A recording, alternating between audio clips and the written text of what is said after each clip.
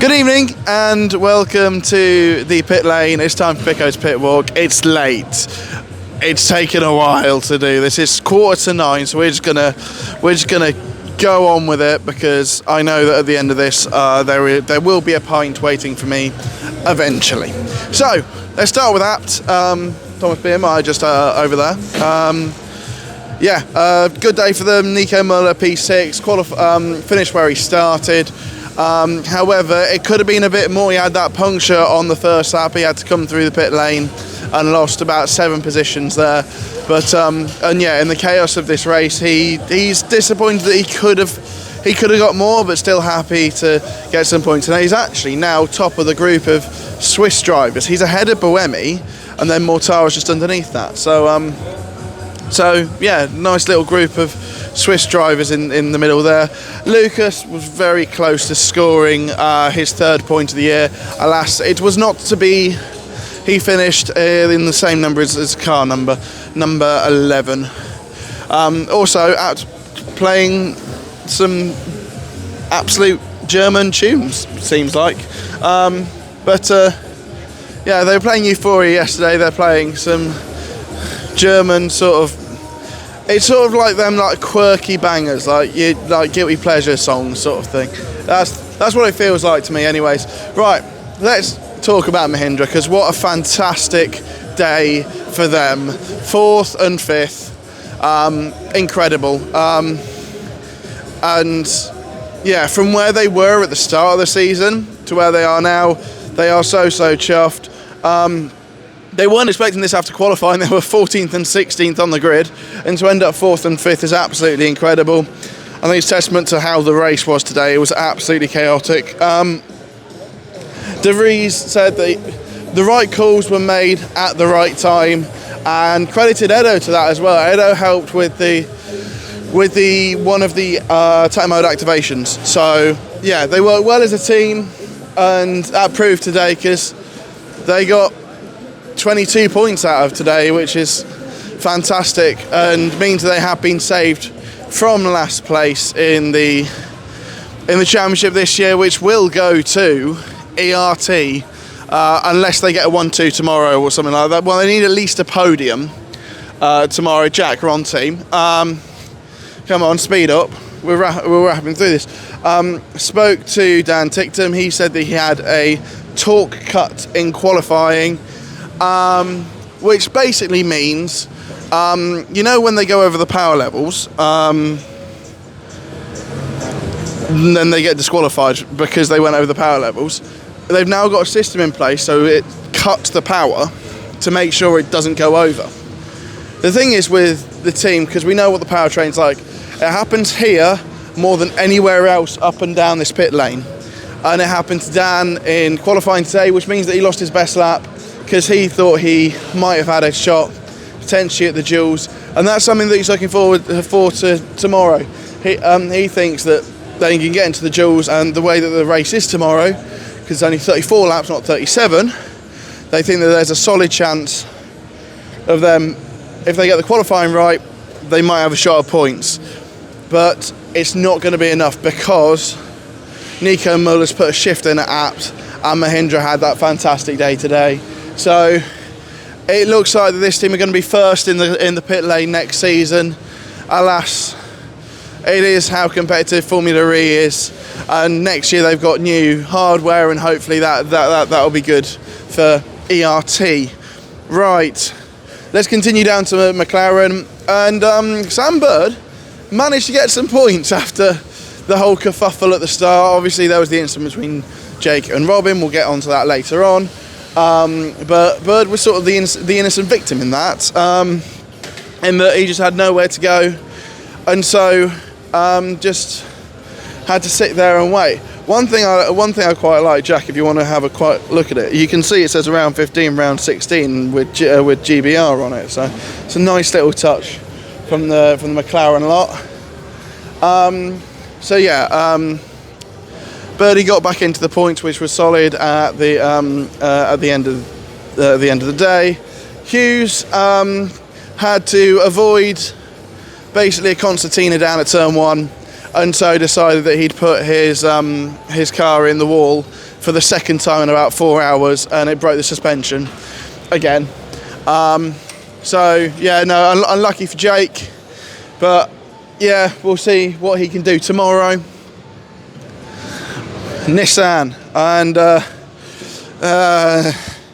well, today could have been Sasha Fenestraz's best result of the year, and then an old rivalry from Berlin resurfaced, where he and Norman Nato came together down at T1.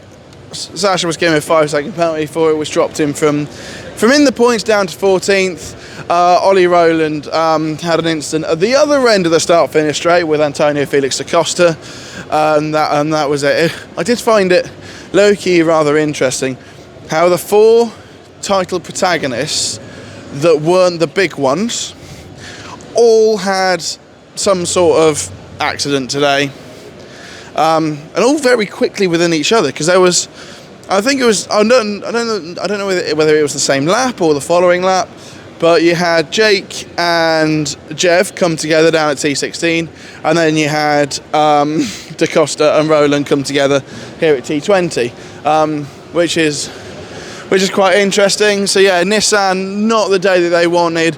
They're probably out of the fight for third now. They're probably nailed on for P5, I think, in the championship now. Hello. Aisha's here. Hi, Aisha. Picko. Wait, oh my god, I'm on Picko's Pitwalk. I'm your favorite. You are? I just lifted Porsche trophy. You lifted the Porsche trophy? Yeah, you How have was to that? see it. And I asked about it and Yeah. had a talk. It was amazing. Can you show me later so I can just continue and do this? Sorry. Yeah, important stuff happening. Otherwise, the boss is going to get angry. You're right, guys. Toby, how did you find the chaos today? What chaos exactly do you mean? Just everything. Jake ramping Dennis, or? Yeah. Yeah, no, that was an interesting, because after that penalty, he drove like a man possessed. I don't know, but I spoke to him after the race, and he said that the contact with Robin was the little one he had during the race. Yeah. The other contacts were much more hard, and he received a 10-second penalty for the contact with Robin, which was, from my point of view, just unfortunate that he injured his hand in this contact. Yeah, but don't know. Have we heard anything more about Robin yet? No, or not no? yet. Yeah. Right. Okay. Thank you for that. We're going to continue the pit walk. Cheers, Toby. Porsche having their photos up on there. So you can see Antonio there, just on the right. Florian Modlinger on the left, and then Pascal's holding the trophy in the middle. So let's actually talk about Porsche, because it makes sense. How the turns have tabled. Pascal Wehrlein is now the championship leader going into tomorrow, and that is fantastic for them. Pascal wanted to take the attack mode earlier. Well, no, the team wanted Pascal to take the attack mode earlier. He refused. He said, look, okay, let's just stick with them. And it worked. So yeah, Wehrlein is in the box seat for tomorrow. And we will see how that goes. Because Porsche are now in the box seat as well for the manufacturer's title. So could they, after all the talk was about Jaguar, they could win at least one title tomorrow, if not two. The third one, so-so, but we shall see. But a brilliant day for Porsche and the team. Let's move on to Maserati, because it's now going to be out of order. Maserati today hurt for Max. He come from 11th on the grid to come through to second. It was absolutely fantastic, and then the gearbox just went. Deruvla was involved in a late accident with Jev, which meant no points for him in the end. I think we're now going to be swamped from Porsche. Pascal, can I have a quick chat? Incredible. You've been able to turn this around from third to first in the championship. How does that feel going into tomorrow? It feels like yeah, we. Oh my God. I think we're okay. It feels like we did a really good job today when we put ourselves in a situation where, it's in our own hands tomorrow, which we want it to be. Okay, brilliant. Cheers, Pascal. All the best. That was a bit of fun, wasn't it? An impromptu Pascal. Everyone's coming on tonight's show. Brilliant, Pascal. I've just wrapped forgotten where I was. So I did Maserati. I don't think I've done DS yet. So DS, Van Dorn was content with today, but feels that there could have been more. Jev, understandably unhappy with today after what happened. Driving standards needs to be seriously looked at going forward. So there's a snowball effect, because if something happens where someone moves too late, it's like they only penalise the consequences, is what I've heard from up and down the pit lane. So yeah, the FIA I think potentially needs to do a little bit more. But yeah, this sort of snowball effect where, if someone does that, I'll just copy them. And then it just keeps on going and going and going from there. Unfortunate for Jev, because he was he got involved in a few of them today. There's one with Daruvla, one with Jake Dennis as well. Speaking of, let's move on to Andretti, because after that 10-second penalty, Jake Dennis drove like a man possessed. It was absolutely insatiable. It's like he just knew like everything that he was going to do, and some of them worked out, some of them didn't. He put a very, very bold move on Nick Cassidy down into turn 3 over there, but some of them didn't work out, like Jev.